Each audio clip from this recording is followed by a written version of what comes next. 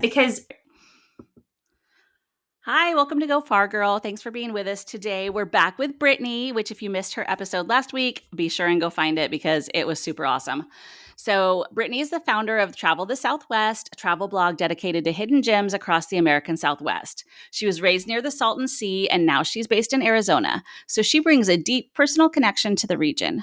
With a focus on Southern California, Arizona, New Mexico, Utah, and Colorado, Brittany highlights lesser known destinations, state parks, scenic byways, indigenous lands, and small towns, offering travelers a richer, more respectful way to explore. Her mission is to promote mindful travel that supports local communities, honors native cultures, and celebrates the natural beauty and diversity of the region.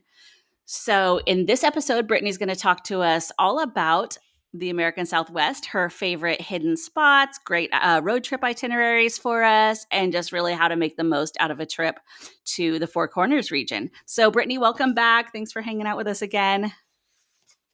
thanks for having me. Yes, I'm so excited to dive in because I've been to, like different pinpoint spots in the Southwest, but I don't feel like I've ever had like an official like Southwest vacation, like to where I've like driven around. I've kind of like flown in one place, gone here, flown in one place, gone here. So I'm excited to get kind of a bigger picture and an overview and definitely some juicy trip ideas. So, what do you think people often like get wrong or don't know about the Four Corners region? Let's just start with the misconceptions or where people go wrong when they're planning a trip. Yeah, well, it's so hard to say go wrong because every trip has its own purpose, right? I mean, if you're going for a conference, I get it. It is so hard to possibly see and do everything that you want to do in one trip. So I'm a big fan of planning for the second and third trip and telling myself, hey, I'm going to come back. So that way, any FOMO that creeps in, like I can just tell myself, it's okay, I'm going to come back, right? So that's one thing that helps me out a lot. Another thing I would say, though, as far as like what you can actually do to plan is one, over planning in general is so hard because you just don't know how you're going to actually feel on the day of. I've definitely done this with myself, and she's nodding her Mm-hmm. head in case you're Guilty. listening, with road trips where it's like, oh, we're going to do this, we're going to do this. And then you're like, okay, I looked up my Google Maps and it shows that from this point to this point, it's only 6 hours of driving. I'm from the Southwest, so we drive a lot, right? So you're probably from the East Coast, like, oh my gosh, 6 hours. But that's pretty normal, right? 6 hours of driving, but then you're not thinking about bathroom breaks. You're not thinking about eating. You're not thinking about actually stopping. And what if you see something cool on the side of the road that wasn't planned, right? So I'm a big fan of one, planning in 0 days in general.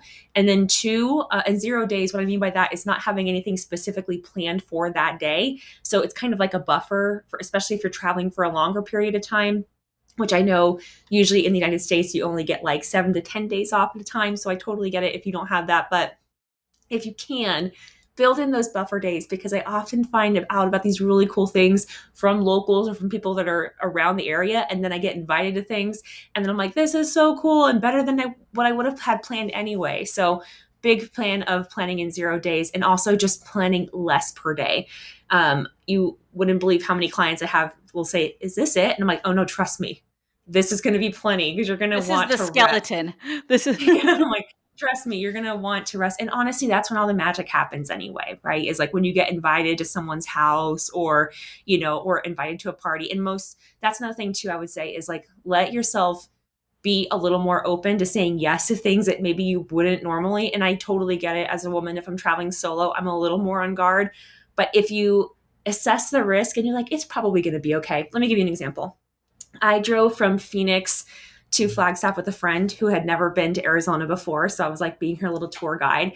And we happened to see a sign that was a powwow actually happening. And in the last episode, I talked a little bit about that. But basically, a powwow is a gathering usually by a tribe or by several tribes, but it's open to all, right?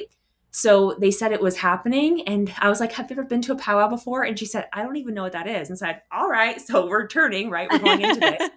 And then we ended up being there for the whole day. And she was just so excited. She's like, I have no idea what's going on, but this is great. And people were just coming up to her because they didn't know who we were. So they're just like, oh, thanks for being here. And they had extra lawn chairs for us, which I thought was so sweet. And they were giving us food and like every Navajo grandma was trying to give us stuff. And also people from other tribes were there. It was great. So I just don't think like you can always plan for the coolest things that happen. So yeah, I would definitely give yourself time, be open to saying yes and deviating from your plan.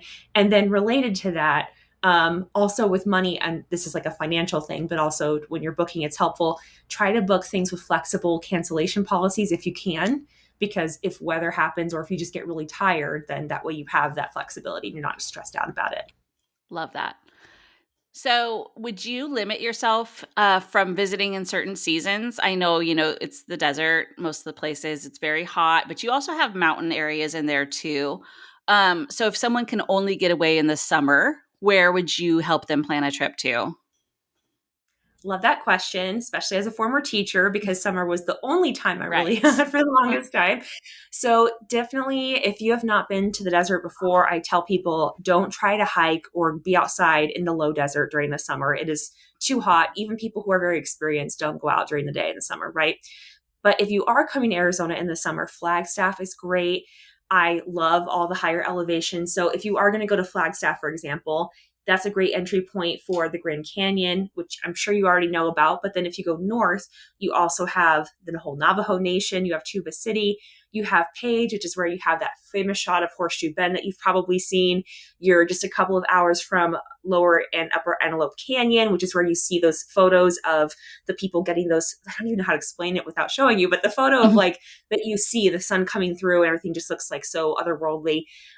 You have, I'm pretty sure it's called Marble Canyon and Vermilion Cliffs, really beautiful national monuments that are up by the Arizona Utah border. So Flagstaff is a great base for that during the summer. And because it's at 7,000 feet, much cooler than the rest of the state.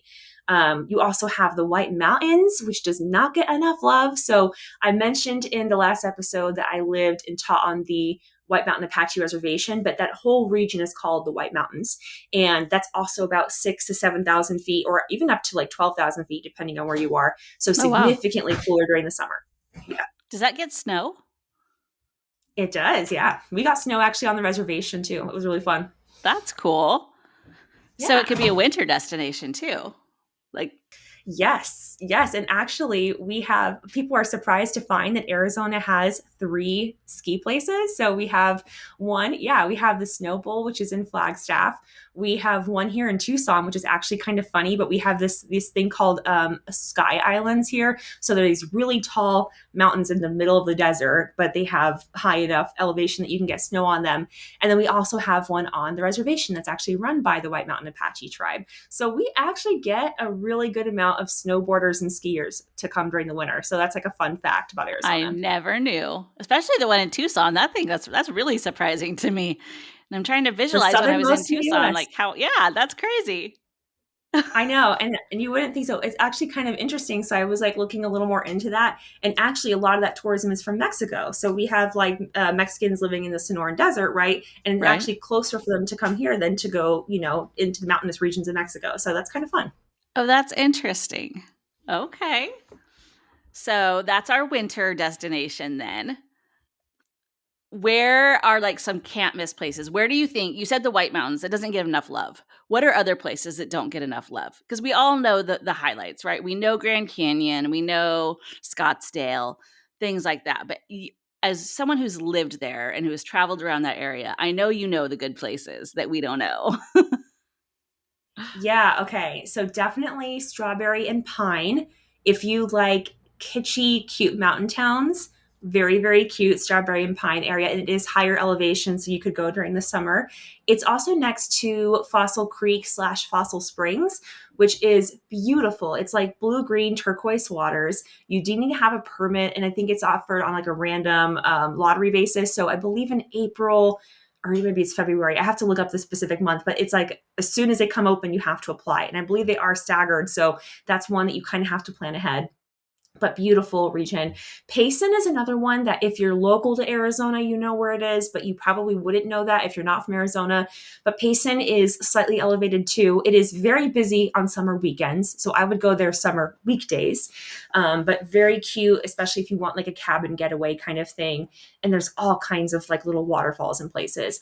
Oh, the Mogollon Rim. Oh my gosh, I can't believe I didn't think of that. Okay, so Mogollon Rim is also beautiful. It's like this high plateau. So you have, well, Arizona has a lot of that, the high plateaus and the canyons. But this one is really interesting because you can basically drive around the whole Mogollon Rim, like if you have the time, and it's really gorgeous. And there's all these different viewpoints and vistas, and there's small towns all throughout. Like there's Little Green Valley, which literally probably looks more like where you live in Washington. I mean, there's so much diversity in this state, and even here in Tucson, near Tucson, there's, I want to say it's called Madera Canyon in the south of us here. There's also a mountain range closer to Mexico that looks like the Scottish Highlands. I mean, you just kind of have to be driving around. Yeah, I was surprised too. I actually found it on accident because the I-10 was closed. So we had to go all the way down near the border, and we are like, what is this? So there's all kinds of stuff if you're just willing to drive around and explore. And that's, I guess, another tip I would give to, if you do have more time or flexibility, give yourself a couple more days than you think, because you're probably going to want to find, something else to go check out too. Yeah, I know when we were in Tucson, my husband really wanted to drive down to Tombstone because he just wanted to check that area out. And then somehow I stumbled across Chiricahua, which was definitely out of the way, but oh my gosh, one of my favorite places we've ever been. Just these big, rock formations and the yellow lichen on them and hiking all around. Just so, so beautiful. We didn't see another human being when we were there, which was also super cool. So I think that goes back to what you were saying too, just leave time for the unexpected kind of things. And I do not regret taking the time to drive out into the middle of nowhere to find this place because it was just so unique. I've never seen anything like it. It was super, super cool. So that just feeds right into what you're saying, is just always look for those little unexpected places because you never know. And get out of the towns, right? Like get out of Phoenix, get out of like Tucson's great. So many fun little places to eat and things to do, but like get the heck out of there. Totally. And I know it's easier said than done because I'm also a girl who likes comfort now. So I totally understand. But you can actually find amazing, if you are into resorts and things like that, there's so much of that in these rural places too. And sometimes they have even better views because they don't have things obstructing them. Like, especially actually on reservations, I should mention that a lot of reservations have casinos, and tribal lands have casinos and resorts. And a lot of times they have like nothing blocking the view because development is limited there, like land development. So that's really like a cool tip too. I That'd actually be cool stayed even for at, night skies, huh? Because you wouldn't have yes, less development around you. yeah, less smog, less pollution. Like Isleta is outside of Albuquerque, and that's a tribe owned and ran resort, and it is gorgeous. I went to a conference there and just happened to be able to book there, and I was like, oh, I'm definitely saving this one. So now I'm telling everyone about that. But yeah, Arizona has so much, and now even I'm just thinking too, like. So Chiricahua usually is known by the rock climbers, right? You have all kinds of people who go like lead Right. climbing and stuff out there. Um, but we have like, I'm trying to think of, like, we have other little towns too. And of course now I'm blanking on them because I had them just a minute ago and now they're gone. But yeah, and whatever season you want to come, like fall, people are actually surprised to find that we have, Oak Creek. Oh my gosh. Okay. So everybody knows about Sedona, but there's this stretch of land between Sedona and Flagstaff called the 89A. Don't be a passenger if you get car sick. Drive it if you get car sick, okay? But it's beautiful. It's very windy. And during the fall, you have all these aspens and all these other deciduous trees in the valleys and the canyons that change color. And it's absolutely gorgeous, especially because in the fall, you also have all the rainfall from the summer. So there's like all the rivers are full. And it's Ooh. like you would never know you're in Arizona. So that's another one too. Depending on what season you're going, I'll send you to a different place for sure. Yeah. Oh my gosh, I love that. I want to talk about New Mexico a little bit more though, because we touched on it in the last episode and you've piqued my interest. So talk about Taos. Let's get more into this. Okay, well, I love Taos. First of all, Taos, if you do like cute little towns, it's definitely that. It's got that Pueblo style architecture everywhere. Like you feel like you're in the Southwest. You know how some places just have a feeling. And I feel like New Mexico does a really good job of doing that. Like Santa Fe, you feel like you're in New Mexico, right? Like there's these Pueblo style houses there too. You see the chilies outside, like stacked, hanging out. Hmm. Everyone's selling hatch chilies. It's really cool. Taos is really neat because not only is it this super cute town that has really gorgeous accommodations, you have the mountains right there. It's really like the start of the Rockies. And then you have the Taos Pueblo Indian community, which is just 6 miles outside of the town of Taos. So very accessible, especially if you have a car. And I do recommend, if you're going to visit the Southwest in general, to have a car with you. It's just going to give you so much more flexibility, which I know if you're from the US, that might not be as hard. But in case you're listening abroad, because we do have a lot of European tourists come to the Southwest, you will want to rent a car because it will just give you so much more freedom to go to places like Taos that are kind of quote unquote out of the way.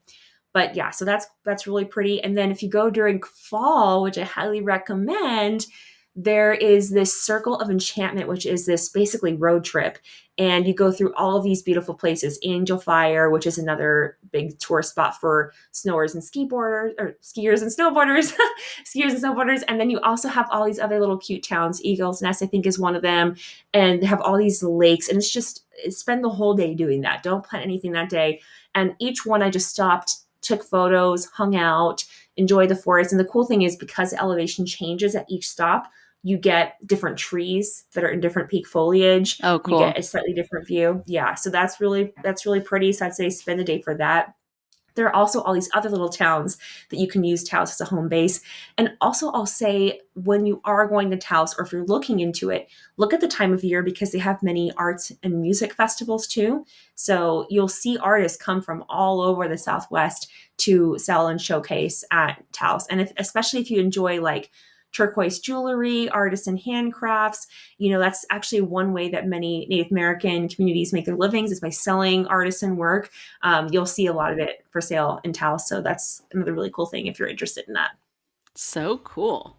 Seems like, there's this whole cliche thing that we always say in travel that everyone rolls their eyes about, but there's something for everyone in the Southwest, But it sounds like there is because you can have like these really adventurous, multi-day hikes or these, rock climbing, things like that. But you can also have your art scene. Is there a good foodie scene, I assume, in some of these places?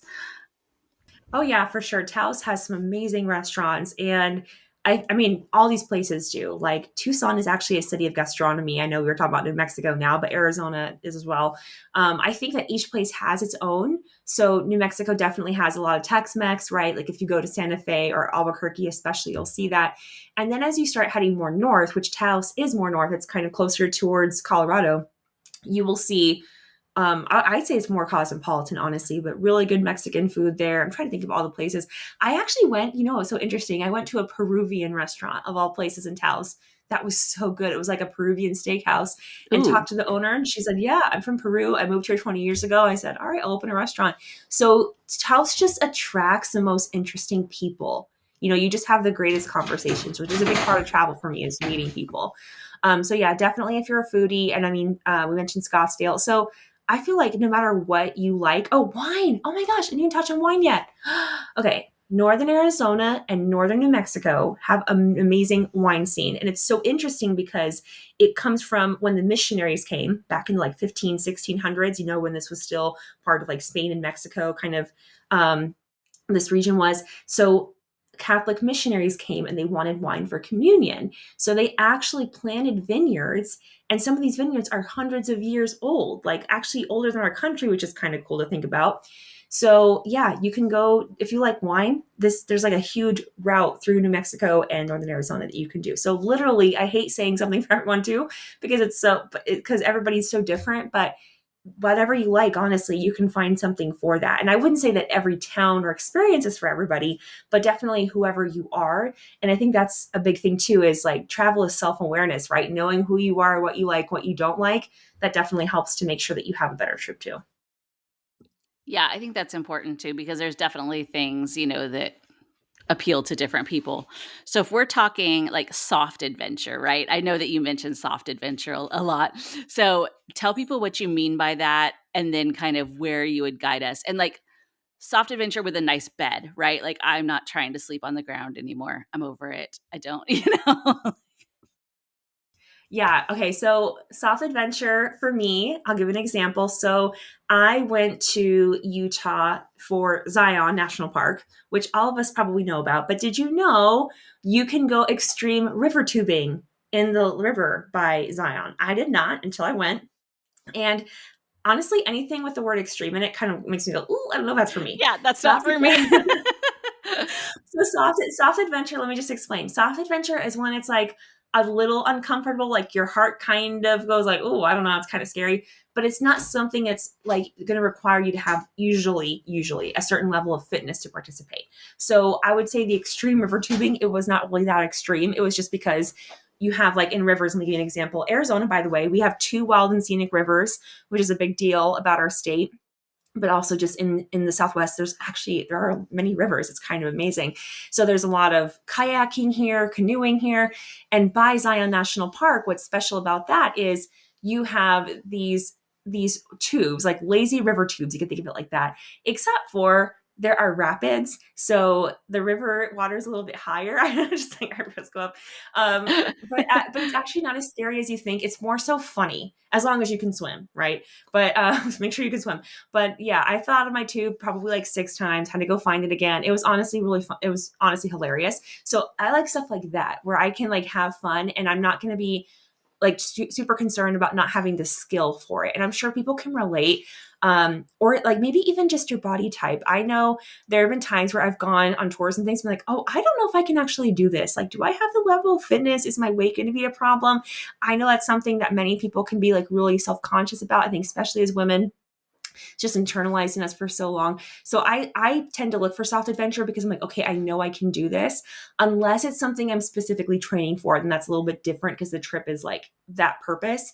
But yeah, so soft adventure is like that. And then also kayaking and canoeing. If you are willing to do that, or go whitewater rafting, where it's like a little more on the adventure side, but you have people with you and it's not like you're something you're doing on your own. There's so much of that here too. Like we have the Salt River tubing, which is more relaxed. You all put tubes together, but that's still an adventure because you have to know where to get in and out. And if you don't, you're going to float forever. And then you have like the whitewater rafting where you go to Salt River at a different point, more north in Arizona, and then you kind of go down. So it just depends on what you want to do. But I see soft adventure as something you don't really have to train for or have advanced skills or fitness for. So Salt River, that's where there's wild horses, right? Is that the spot? That's right. Yep. Oh, I Salt River's huge. I know. I feel like I have to go to the Salt River every like until I find those dang things because I want to see the wild horses. I got so lucky because I actually there were wild horses on the res too. So we saw those all Oh, the cool. time. Right. And Okay. it was actually kind of amazing. Like, so my housing, my teacher housing, here was my teacher housing because I lived and taught on the reservation in case you haven't heard the other episode yet. So I lived and taught on the reservation. And then the land behind me was not developed. It was all wild, gorgeous. And there's these like canyons and mountains in the back. I should show you a photo, What a honestly. It's really dream. beautiful. It really was. And so sometimes I would just be like having my coffee or like a drink at the end of the day. And I'd just see horses like running in the distance and be like, I can't believe this is real. I'd cry. And I know. And yeah, all the time. Like I said, I cry all the time. But Salt River, there are Salt River horses that are protected. And I actually got really lucky in seeing them because we happened to go to, I want to say it was Lake Pleasant. There are a few lakes in Arizona. And we went because funny enough, I also randomly win things. I won this. I don't even know how to explain it. It was like this tube thing, but it was a hard tube. It was like a circle shaped boat, a bowl shaped boat. I was like, this thing is hilarious. We got to take it out. So we went to the lake specifically for this purpose. And honestly, don't know how we scared away the horses because it was absolutely ridiculous. But anyway, we saw the wild horses there while I was on this stupid tube, which was even funnier because like here I am being completely ridiculous and I can't even stand upright. And then I see these horses and I was like, this is the most majestic thing. And of course, I can't take a picture right now. So sometimes you just get lucky, but definitely seasonally, if like depending on when you're going to go, you can see them if you know what part of the river to go up because they do migrate a little bit. That's so amazing. I know. I'm so like always want to see wildlife wherever I go. And I feel like I always call myself like the anti-Disney princess, like how Snow White will just like beckon all the animals and like I somehow repel them. Like people are like, this is the highest concentration of mountain goats in the world. I'm like, funny, I've been here for 2 weeks and I haven't seen one. Interesting. So I'm on a mission to see the wild horses. We'll definitely have to come back again, and we'll have to like let me know when you're coming, and then I'll track and see if we can figure out where they're at. Oh, you can track them. Well, I didn't know we could cheat. That's even better. Well, I mean, you can't track like I mean, at least that I know of. Maybe Could you they're put an air tagged. I tag don't on think one they of are, them but for me? that would be amazing. Just put a little air tag on them. It's fine. Yeah, I love that. Okay, so what do you say the one spot in the Southwest that every woman should visit at least once? Like, and I know that's killer, but Okay, that's hard. And I know it's hard because everybody likes different things. But if I could only pick, okay, I'll give you like a region. I feel like that's easier. If I could only pick one region, I would probably say the Flagstaff Sedona region, just because between that, you're gonna see like five different biomes. You're gonna see, oh, Montezuma's Castle. Oh, that's another place too. Okay. So yeah, I would say that region because Montezuma's Castle, by the way, is really close to that. And that's like this really extensive ancient cliff dwelling, and if you go there, which is already super cool because it's so well preserved and you can see where people live for thousands of years, but then you go and there's this guy who plays the flute. And it's like, if you cry easy, like actually don't come to the Southwest if you don't like to cry because I cry all the time. It's like everything is so beautiful. It's like, how can you not? But yeah, Montezuma's Castle was so cool. And I would say that with like Sedona, and because Sedona is really gorgeous and it's popular and touristy for a reason, right? You've got to go, right. you got to see And it. that's the problem with some of Um, that touristy stuff, right? They're like, don't do touristy stuff, but like that's why you do it because it's yeah. amazing. Otherwise, it wouldn't be that popular, anyways. So Oh yeah, you have to do it. I'm not Yeah, anti-tourist. Like tourism is responsible for feeding so many people, yeah, and like so I'm not anti-tourism. And I think also things are popular for a reason, right? Like if you know what you like and you know you're going to have a certain view or you like architecture, like you know where you're going to go. Like you're not going to go to Paris, for example, and not see the Eiffel Tower if it's your first time. You just got to go see it. And right. then afterwards you can go off the beaten track if you want, but Yes, yeah, you got to see it. yeah, I agree with that. So I think that the Southwest too, it's just so beautiful. It always looks like a different world to me. I was lucky enough to be there this spring and see the cactuses in bloom, which I hadn't ever seen before. And it just changes everything, right? Like every time you go, it's just different and every sunset is different and the shadows are different on the mountains. And I think it's one of those places that you don't have to Photoshop. I think a lot of times you see places and then when on Instagram or social media, when you get there, you're like, oh, that was really altered. But I think the Southwest, everywhere I've been, is just so naturally gorgeous that it really is just that beautiful. You just so you're lucky to There's live a in a meme. place. Yeah. I agree with you. I was just going to say there's this meme like reel that's going around that says like, when you go to Saguaro National Park or something nearby, which is also gorgeous. It's like 5 minutes from my house. I mean, of course, go there.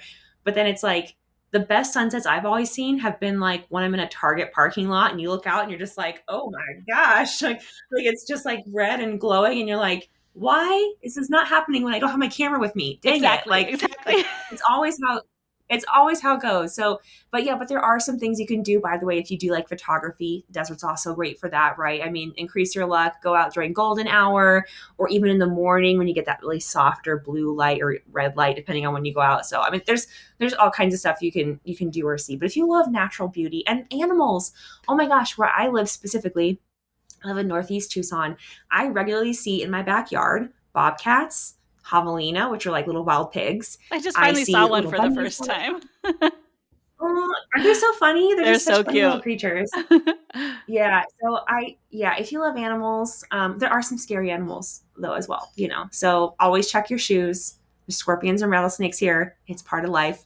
Yeah. Yeah. So check your shoes, check before you pick things up off the ground, be careful about that. But otherwise, like, I hate to say there's something for everyone. Oh, it's so cheesy, but it's true though. It's like no matter what you like, if you like water parks, there's that. If you like hiking for days and seeing not a soul, there's that. And the Four Corners specifically, that region, just like where all the borders interact. I mean, you'll see places that also are not overrun by tourism yet. You know what I mean? Like Taos, I would say is one of those that it's popular, people know it, but it doesn't feel like it when you're there. And Yeah. same thing with Oak Creek. It doesn't feel like it's known. And if you like camping, oh my gosh, like Southwest is a dream for you. What about the Four Corners actual monument? Is that quote unquote worth it? Is that a big letdown? I mean, I know there's stuff to do in the area, right? But like, would you take time out of your itinerary if you only had this, finite amount of time? Would you make a point to go to that spot? You know what's funny is I've been past that thing like probably 6 times and I've never gone. I've Okay. always been like, so my answer is no, it's not worth Yeah. it for me. But I think, but I can see why, like, if you're European and you're coming over, that's really cool, right? Like having the four states.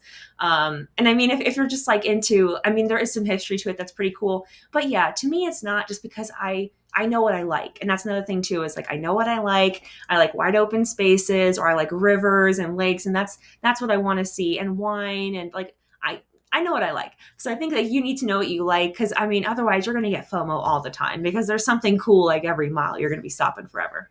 No, for sure. That's true.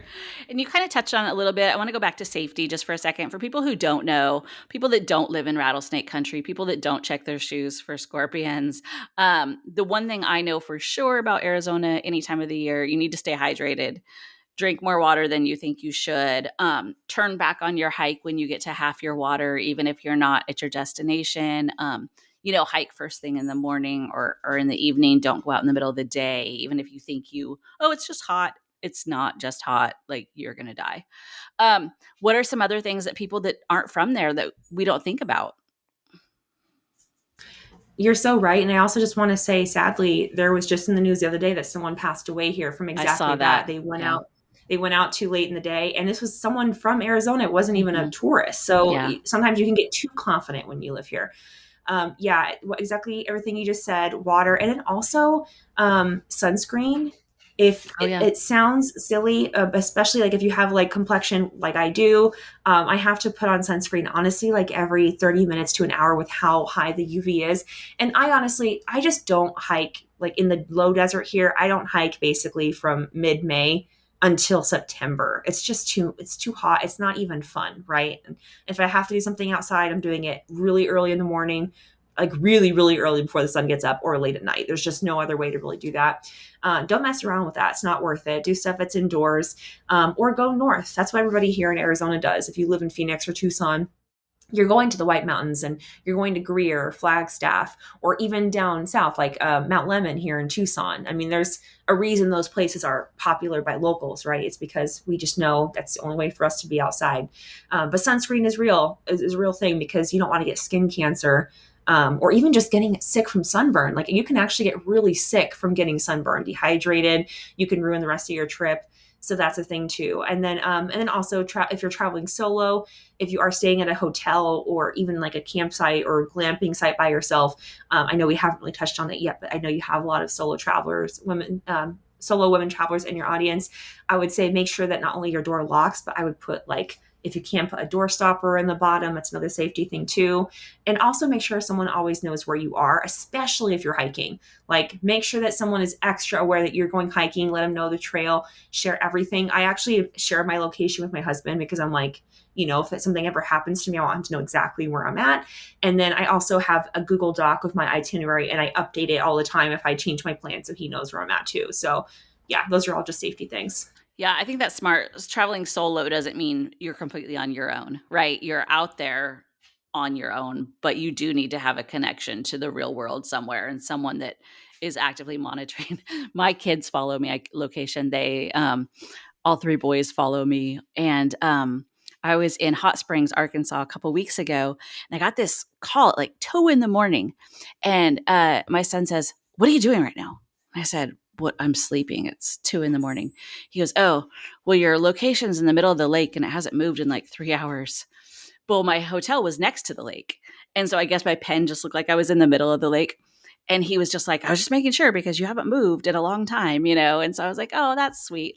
But just that little bit of having someone know that will check in and kind of, realize they haven't heard from you or realize that you are setting out is so important. Um, and then rattlesnakes, we're not flipping over rocks or pieces of wood that we find, wearing shoes that kind of go up over our ankles. Um, what else as far as that kind of stuff goes? Because we don't have rattlesnakes here either.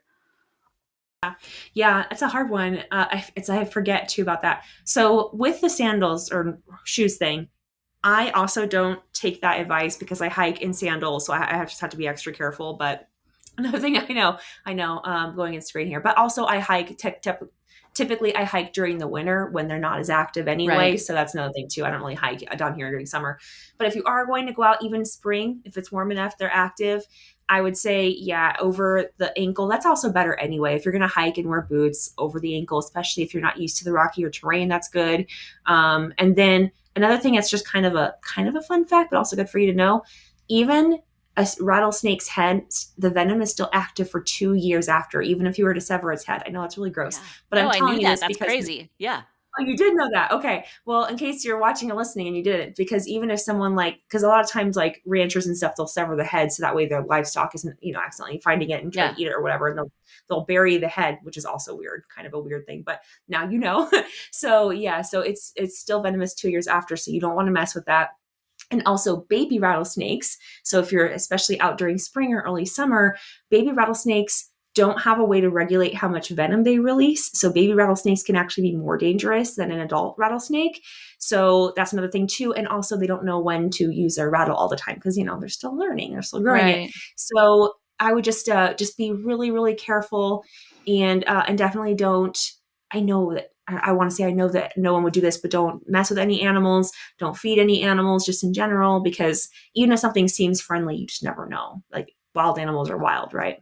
Yeah, and we don't talk about these things to like scare you or be like, "Oh, don't hike in Arizona because there's rattlesnakes." I just think it's all part of being aware of where you're going and doing a little bit of research and making smart choices, right? And so that's how you have a good vacation is by not dying. But and not, not making the rescuers come down a cliff looking for you and all of those things too.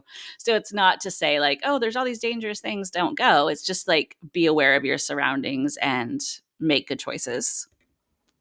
Definitely. And seasonally, it makes a difference too, right? So when you're going to come here, likely it's not even going to be a problem because you'll probably be coming to Arizona or the Southwest if you're coming to the lower elevations during the winter or early spring when it's nice here, and they're usually not out and about yet, or at least not as much. They're hibernating during the winter. They're starting to wake up in the spring. If you're out during the summer, which is when they're most active, it's when all the cold-blooded things are most active and all the bugs are most active. Yeah, you don't want to be outside anyway. So go north and it won't be as much of a problem. Like if you go to, because that's just the lower desert, right? If you go to where my mom lives, for example, Pine Top Lakeside area in White Mountains, they don't have rattlesnakes. It's a completely different environment, right? You've got black bears, you've got a forest, but black bears aren't even that scary, honestly. You can No. just like make some noise and they run away. It's not really a big deal. So yeah, I think it's good to be aware, but definitely don't be scared of that stuff because there's animals everywhere, right? There's always, every place has its own thing to be afraid of. And if we're just afraid, then we'll never go anywhere. So be aware, but don't let it stop you for sure. I think that is the best piece of advice right there, right? Be aware, but don't be afraid. Just go out and do your thing. Um, what words of encouragement would you give for women who think travel isn't for them, adventure travel isn't for them, that are maybe being held back a little bit by those fears? We want all of our girls to go far, right? So, what would you tell them? What's your mindset as far as just like take a deep breath, get out there and go? Well, one thing it helps me just in general, this is not just for travel, but just for anything I want to do. This is going to sound morbid, but I promise you it's not, right? Okay, so the one thing is, I never know how much of this life I have left, right? You never know how many days you have. Your days are numbered, but you don't know by how many. So that gives me a lot of urgency to do as much as I can and experience as much as life has for me while I have it. And I think especially like with my grandma passing away suddenly, and then having my first big international trip within such a short time of each other, that just showed me like you can't wait for a perfect time because that time might never come. And I also think that perfect is an enemy of the good. So that's not my quote, that's someone else's. But I just think like, you know what, I am going to go right now. And this is just going to be the best time because I'm choosing for this to be the best time. And also, that's with your mindset too of like, I am going to have a good time. That sounds silly, but I will even say that if I'm in like a bad mood, like if I'm traveling by myself or with my sister, like I'm going to have a good time today, dang it. Like even if I'm in a bad mood because saying it sounds funny, but you can control a lot of how you respond to things. So yeah, so I think having that urgency of like, now's the best time, and then choosing to have a good time no matter where you are or what happens. Like if it's raining, okay, great, we're going to just switch up our itinerary. And that's why I said also at the beginning to build in flexibility, right? So I think yeah, having the right mindset and attitude, and then not waiting, because it's just, there's never going to be a perfect time for anything. You just got to do it. Preach, girl. Just go. I love that. Thank you so much for sharing with us. You've got so many great spots linked out here that we could start adding to our Southwest itinerary. What's your go-to? You live there. So if you're wanting to like get away without getting away, where would you go? Back up to the White Mountains or farther? Yeah, I would probably go to the White Mountains also because my mom's there, right? So I'm Right. visiting now that I'm not next to her anymore. I do like, I actually really am overdue for a trip there. I need to do that. But I love that. I love mountains. So I would also probably go to Flagstaff. I went to college in Flagstaff, and so that place is always going to have a special place in my heart. But I also am trying to get out more here near Tucson too, because there's so many places I have not even explored yet that are south of here. So Yeah. that's like my next little series of adventures. Very cool. And tell people again where they can follow you so we can keep track of your adventures in the Southwest and help plan our own trips there. What's your website? Sure. My website is travelthesouthwest.com. And you can find my Facebook group as well. If you search Travel the Southwest, you'll find it. And then you can also just message me on Facebook too. If you see Brittany Roberts /Verlenich, that is me. And you're welcome to message me with questions. If I have an article, I'll send it over to you. If I have a resource, I'll send it to you. And then, yeah, that's a great place to start. That's awesome. And then Brittany is also a travel agent, which she was being kind and not mentioning a whole lot because I am as well. But this is her expertise area. So I know that she would be more than happy to help you build out a wonderful itinerary for that area too. And you would have the benefit of having it done by a local and someone who's super passionate about it. So if this is speaking to you and you still feel a little overwhelmed, you know a girl now. So you know someone that can help you out. So don't hesitate to reach out to me and I can get you in touch with Brittany, or just reach out to Brittany and we'll put together the best itinerary for you. So thanks for hanging out with us today. It was so great talking to you again, and we'll see you guys all soon. Thanks for having me.